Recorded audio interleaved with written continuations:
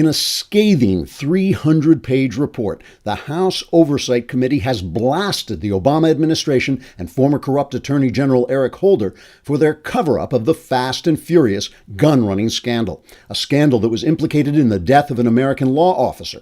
CNN responded to the report by calling for the impeachment of President Trump because he made an untoward remark to James Comey. According to the House report, Holder and Obama's corrupt Justice Department did everything they could to withhold information from the family of Brian Terry, the American lawman who was murdered by gangsters using guns which Obama's DOJ had allowed them to buy.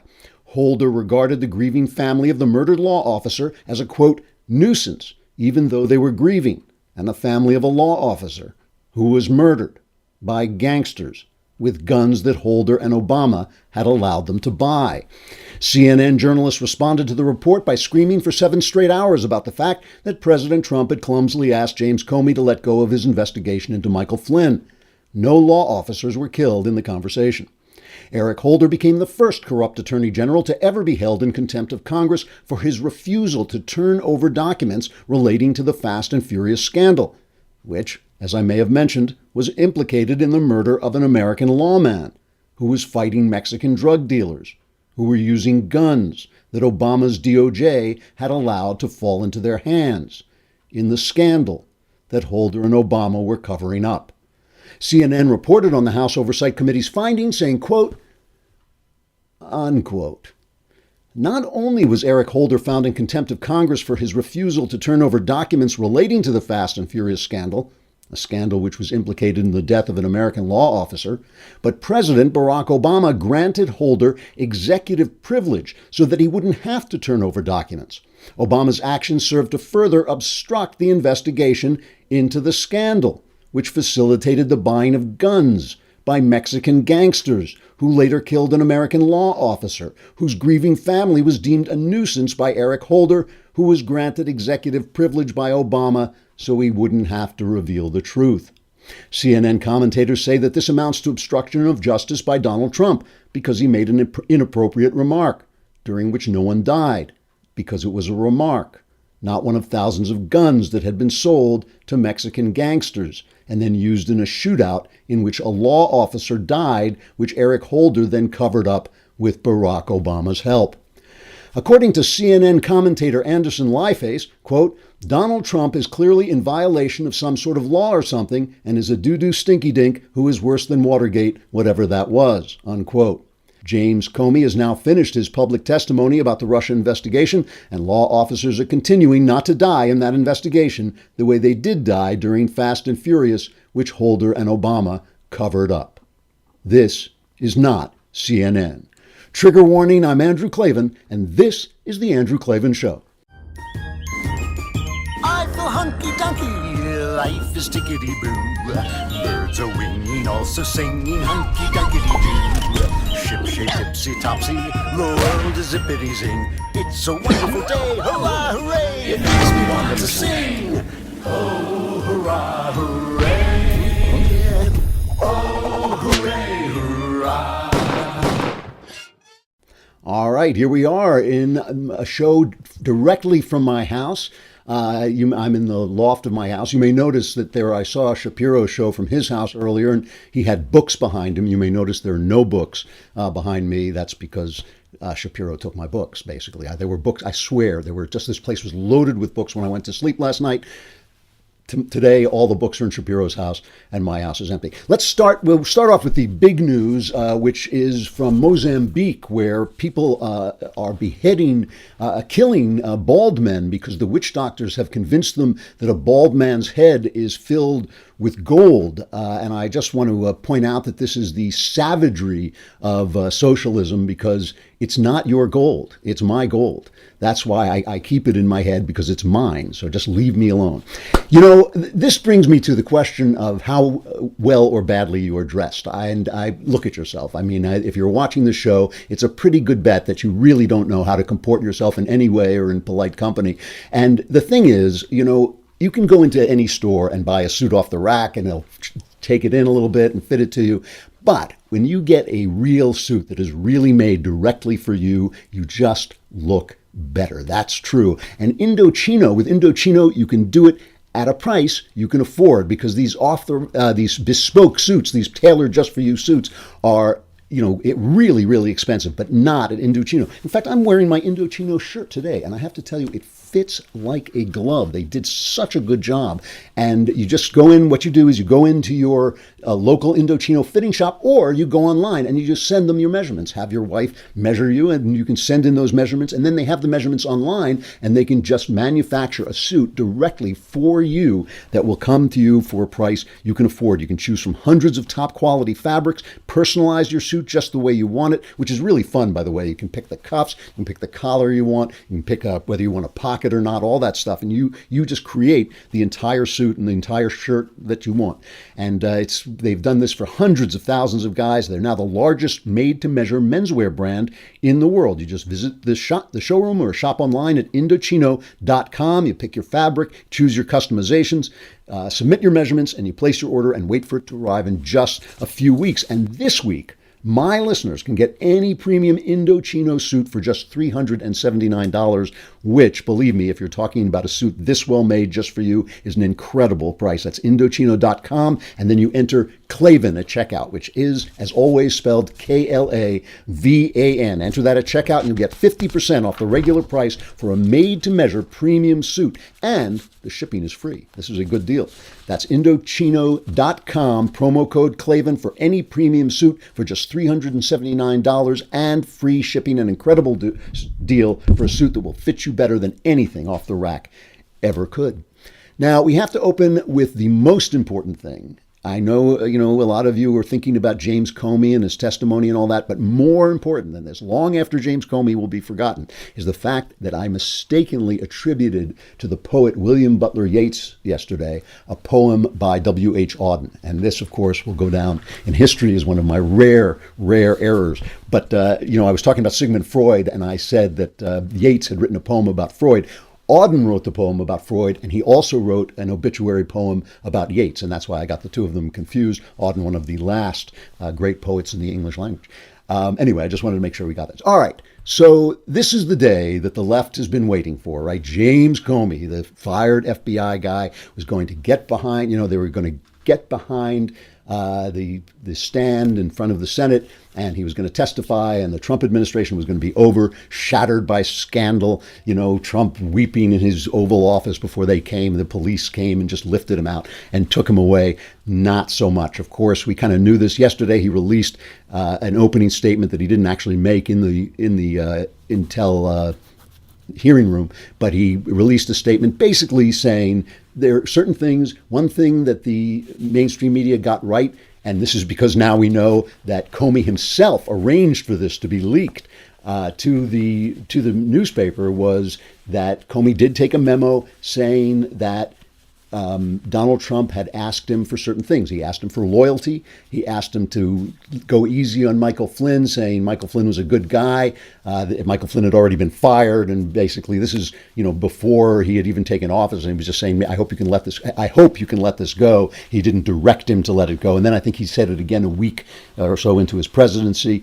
And but the thing that the mainstream media got wrong, what was the third thing he asked for? He asked for, this was the big thing, I think, in Trump's mind. He asked for Comey to go out and make a statement that he was not under investigation. And this was what the mainstream media got wrong, of course, was that Trump said three times, the FBI director Comey told him that he was not under any investigation. And this turned out to be true. CNN reported it wasn't true. I think the Washington Post reported it wasn't true. All their great anonymous sources telling other anonymous sources and then calling on the phone and reading memos over the phone. All this stuff turned out not to be true. Trump was right. Comey told him he was not under investigation. And you can, think back. Remember, this was right after the mainstream media, who is the Democrat Party, lost the election, and they went insane. And it was all because it had nothing to do with Hillary Clinton being a corrupt, terrible candidate, nothing to do with that, nothing to do with a country sick and tired of Barack Obama's meaningless, harmful policies, nothing to do with any of that. It all had to do with the Russians. It was all about the Russian spies. And they just hammered Trump with this collusion thing. There was a story in the New York Times about how his Trump's campaign people were constantly in contact with Russia. Comey has now testified that that was largely untrue, that the New York Times didn't know what they were talking about. So all of that stuff has gone by the boards. But this was just the stuff, it was driving Trump insane. And Trump wanted Comey to come out, as he had for Hillary Clinton, come out and say, you are not under investigation. So here's the big thing. So Comey sits down for his testimony today, and all of Washington and all of the left wing is waiting on tenterhooks. They've been waiting for weeks now for Comey to dump Trump under the truck and say he tried to obstruct justice. Not so much. Play clip number 2, which basically put an end to the scandal. Director Comey, did the president at any time ask you to stop the FBI investigation into Russian involvement in the 2016 U.S. elections? Not to my understanding, no. Did any individual working for this administration, including the Justice Department, ask you to stop the Russian investigation? No. Director, when the president requested that you, and I quote, let Flynn go, General Flynn had an unreported contact with the Russians, which is an offense. And if press accounts are right, there might have been discrepancies between facts and his FBI testimony. In your estimation, was General Flynn at that time in serious legal jeopardy?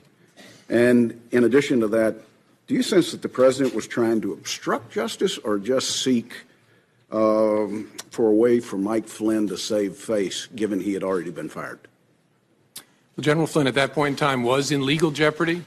There was an open FBI criminal investigation of his statements in connection with the Russian contacts and the contacts themselves. And so that was my assessment at the time.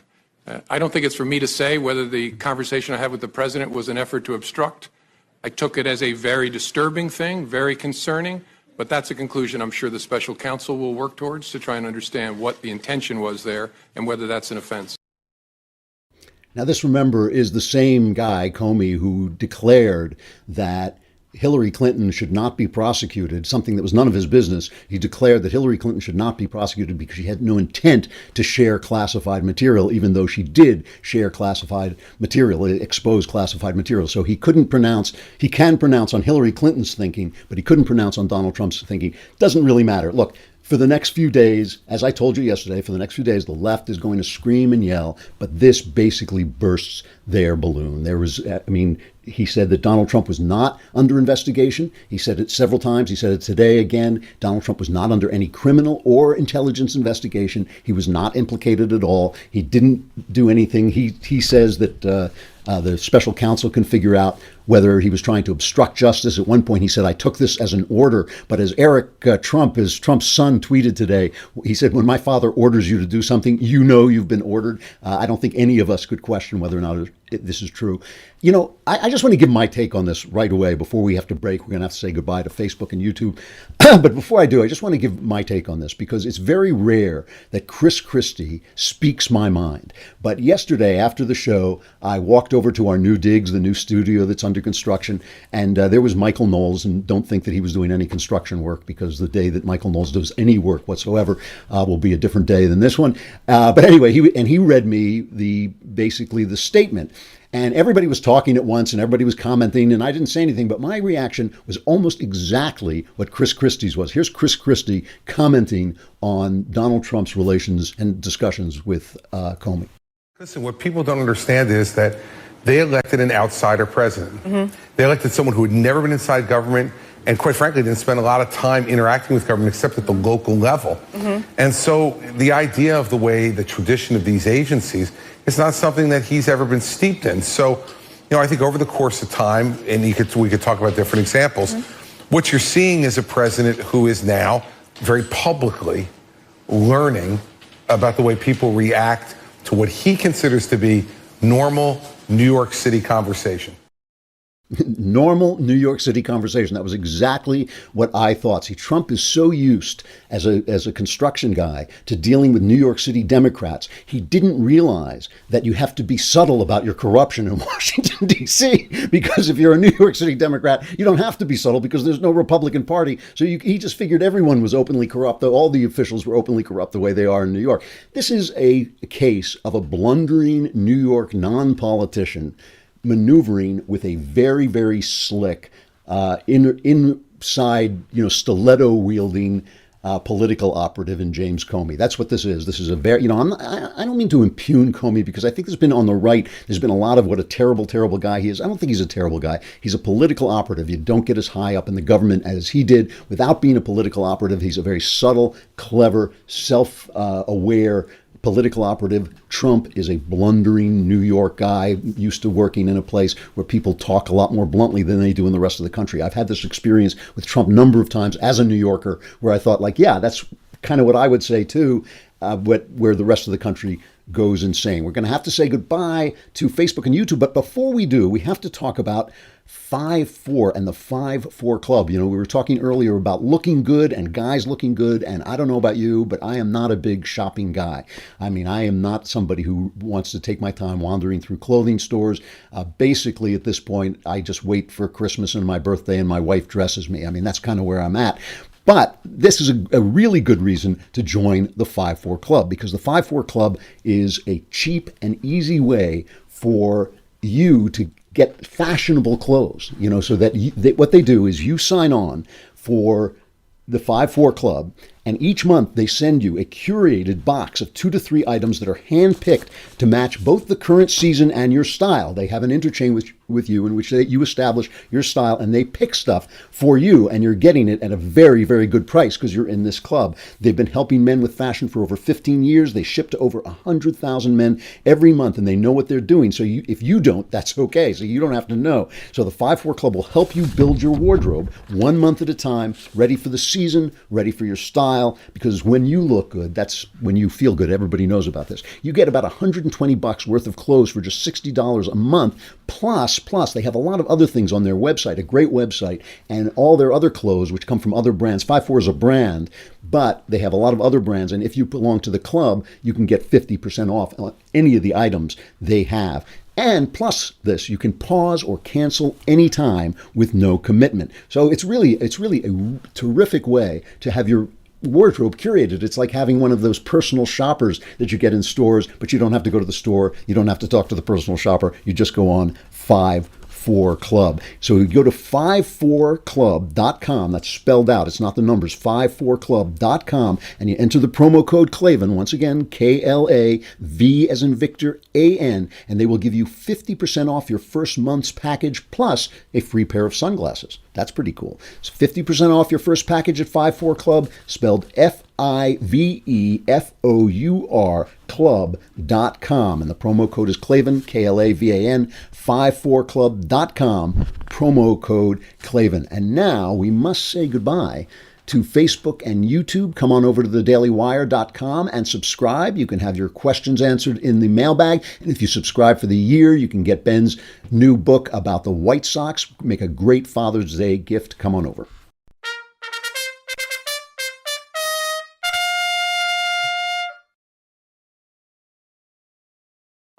Now, the other thing about the Comey testimony that really struck me, and I got to be honest, I don't blame Comey for this, is Comey is really, really angry and bitter.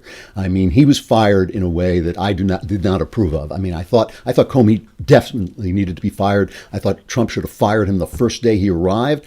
He was behaving in this emotional, preening, drama queen way that I thought really affected his thinking. He had basically usurped the role of the Justice Department, thinking, in my opinion, correctly, that Loretta Lynch was so corrupt. He testified today that Loretta Lynch told him not to call the Clinton investigation an investigation, just to call it a matter. Classic socialist thinking. If you change the word for something, it changes the nature of it. So he was really getting pressure. He saw Loretta Lynch meeting with Clinton and all this stuff. But he did deserve to be fired.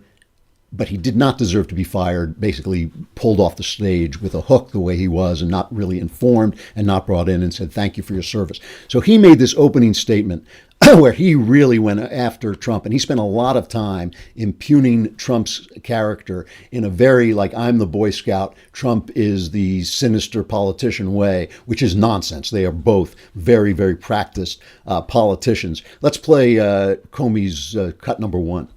Although the law required no reason at all to fire an FBI director, the administration then chose to defame me and, more importantly, the FBI by saying that the organization was in disarray, that it was poorly led, that the workforce had lost confidence in its leader. Those were lies, plain and simple. And I am so sorry that the FBI workforce had to hear them, and I'm so sorry that the American people were told them. I worked every day at the FBI to help make that great organization better. And I say help because I did nothing alone at the FBI. There are no indispensable people at the FBI. The organization's great strength is that its values and abilities run deep and wide. The FBI will be fine without me. The FBI's mission will be relentlessly pursued by its people, and that mission is to protect the American people and uphold the Constitution of the United States. I will deeply miss being part of that mission, but this organization and its mission will go on long beyond me and long beyond any particular administration.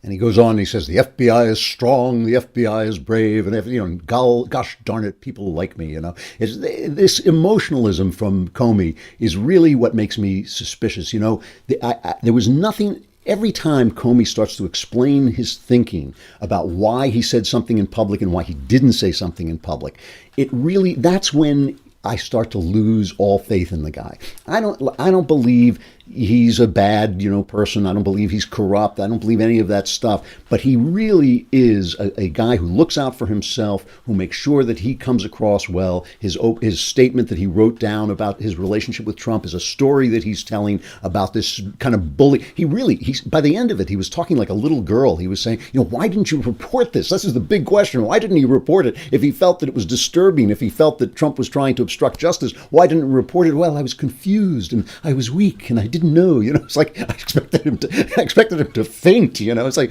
oh, it didn't. And the one who went after him for this was Rubio. I mean, Rubio really had some good questions, and this exchange I thought was really an important one.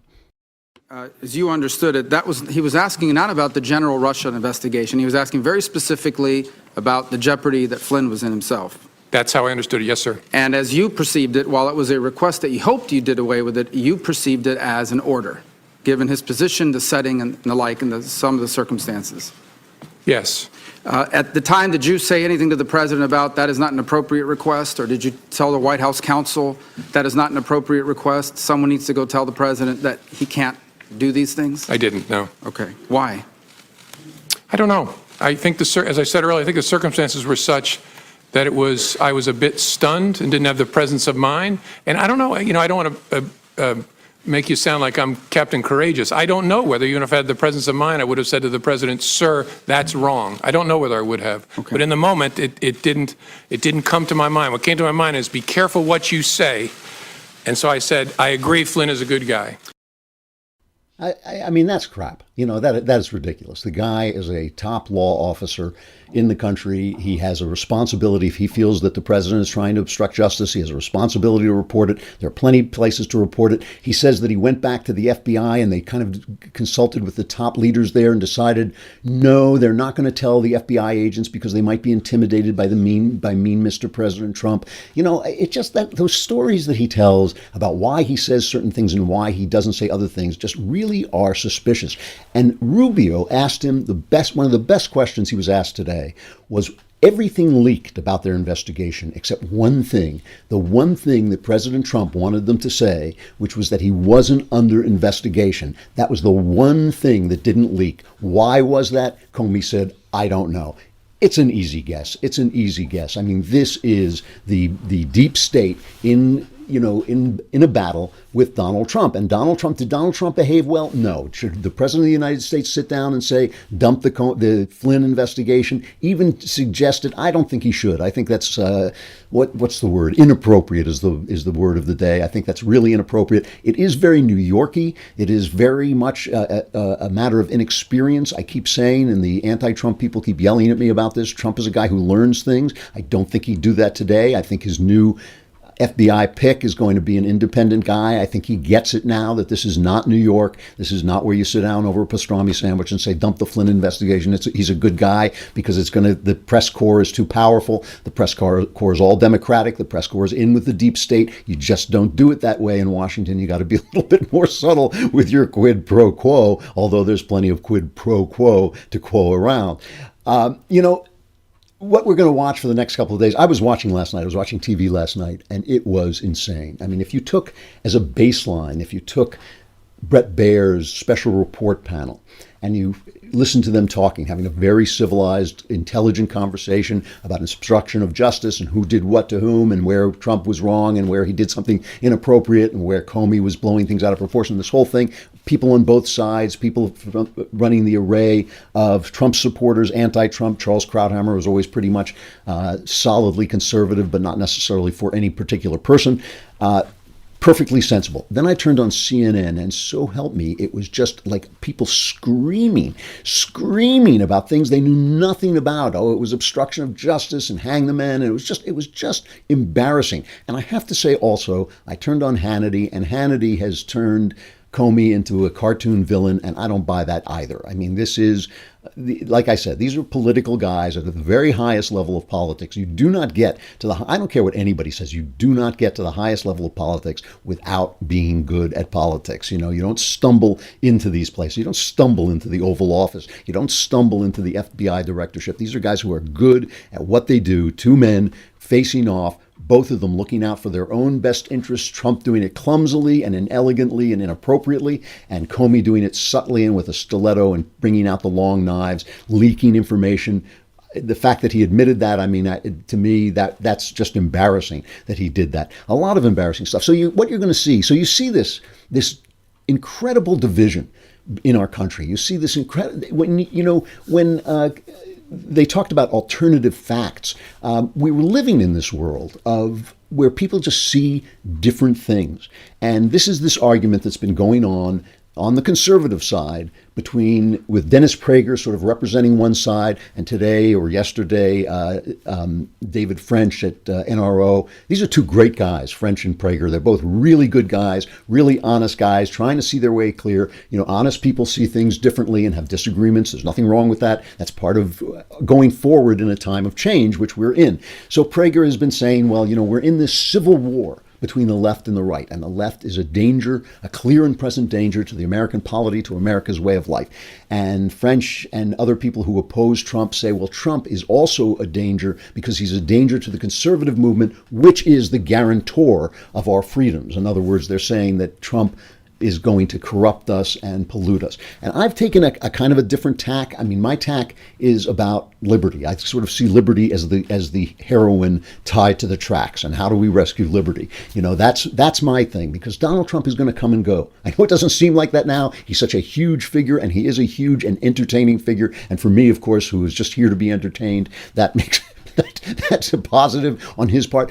But I'm always looking at what is happening to my liberty. And the things I worry about with liberty is I worry about the Democrats. I worry about their big government, because I know the bigger the government, the less liberty I have. I worry about the deep state, who basically feels that they are responsible to no one, that they can leak information to undermine the president, that they can overturn the results of a legal election. I worry about that. I worry about the media, because the media has become so dishonest, so one-sided, so hysterical, and so unintelligent. They really don't know what they're talking anymore, that they are damaging the polity. When I look back over the presidents of my lifetime, they've almost all been bad presidents.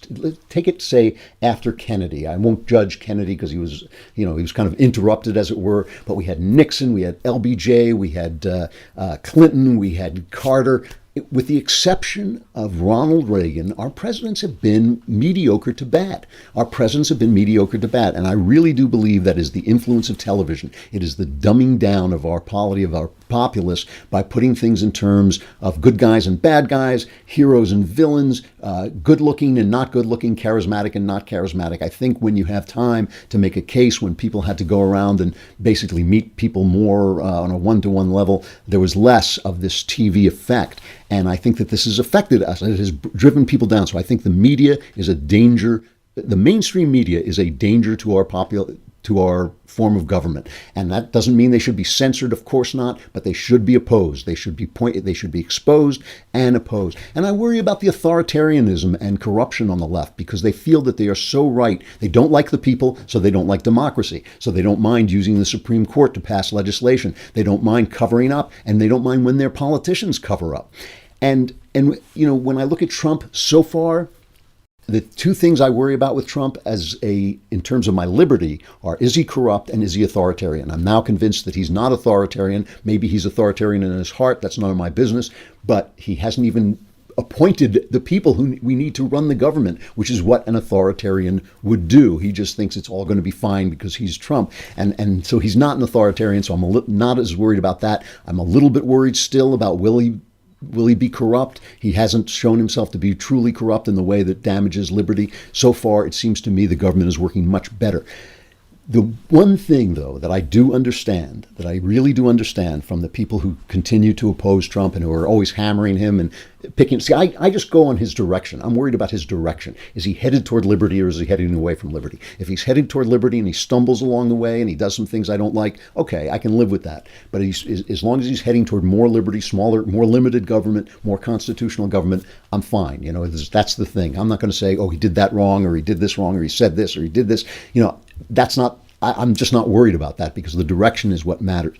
What I do understand from the anti-Trump people is, if you ever look at the way, at true leftism, it's amazing how often it accomplishes the opposite of what it sets out to accomplish. So you see feminism, right? Feminism is supposed to enable women. And instead, feminists they're like a cartoon of what anti-female men think women are like. They're irrational, they're shrill, they're weak because every time they hear an opinion that they don't like, they faint dead away. They're constantly whining, they're constantly complaining. They really are like a caricature of what someone who didn't like women would be like. The women I know who are not feminists are nothing like that, right? So feminism actually turns women into the cartoon of people who don't like women. Same thing with the race identity politics. Now you have blacks saying we want to be segregated, at colleges. We want our own dorms. We want our own classes. We don't want you on our campus. We want an all-white day. You think like, wait, wasn't the civil rights movement supposed to be about ending segregation? How did it get to be the exact opposite of what it is? And the reason, I think, is pretty obvious. The reason is that the left adopts the values of the people they despise. So the Black Lives Matter types or the identity politics types have adopted racism. They are now the racists. And they say, well, we can't be racist because we're the minority. Don't matter. It does not matter. They have adopted racism. And if you adopt the same philosophy, you'll get to the same place, right? So I always say the devil doesn't mind who does the hating as long as the hating gets done, right? So that's the thing. If you adopt your enemy's ideas, you will get to the place your enemy was going. And that's why black people are segregating themselves. Same with feminists. They have adopted male values. They think that being strong means being strong like a man. Any man who has lived with a woman, any man who has gotten to know and love a woman, knows that women are very strong in a different way. They have different kinds of strengths and they see the world a different way. And all of that makes life more beautiful and more interesting and more three-dimensional. But if you adopt that a strong woman has to look like Wonder Woman, has to fight like a man, has to be able to pilot a fighter plane like a man, has to do science like a man, whatever it is, then you're going to wind up with women who are second-rate men because men are going to be better at being men than women will be. If you, in fact, keep to your values and say, hey, excuse me, but you're not respecting my values, you're not giving me a chance to express my values, you're not counting my values in your society, then you're going to have victories as that kind of feminism, I guess it's called equity feminism. I can't remember what that's called, but it's just regular old-fashioned women's liberation, then you're going to have some victories and you're going to win your side. So what the people who are against Trump are worried about is that we are adopting the values of the left in Donald Trump, a lifelong Democrat, a guy we don't want to see ourselves. The conservatives, we don't want to see ourselves making excuses for authoritarianism. We don't want to see ourselves making excuses for corruption, as for 8 years the mainstream media did with the corrupt Obama administration, which was genuinely corrupt in the IRS, in the Justice Department, in all the ways that matter. They were genuinely corrupt and authoritarian, and the mainstream media turned a blind eye. And that's why we say, well, why should we listen to you now? But of course, we don't want to become that guy, because if you become that guy, if you adopt your enemy's values, you will reach your enemy's goals. And this, I will end the week, because the Klavanless weekend is now upon us. I will end the week by just talking about a little bit about practical religion. In the Gospels, you'll hear Jesus say stuff that, like, forgive your enemy, forgive those who hurt you, love your enemy. And as somebody once said, I think it was C.S. Lewis, he said, everybody's in favor of forgiveness until there's something to forgive. I cannot remember who said that, but everyone's in favor of forgiveness until there's something to forgive. And you will hear Christians, talk about forgiveness and love until they themselves have something to forgive.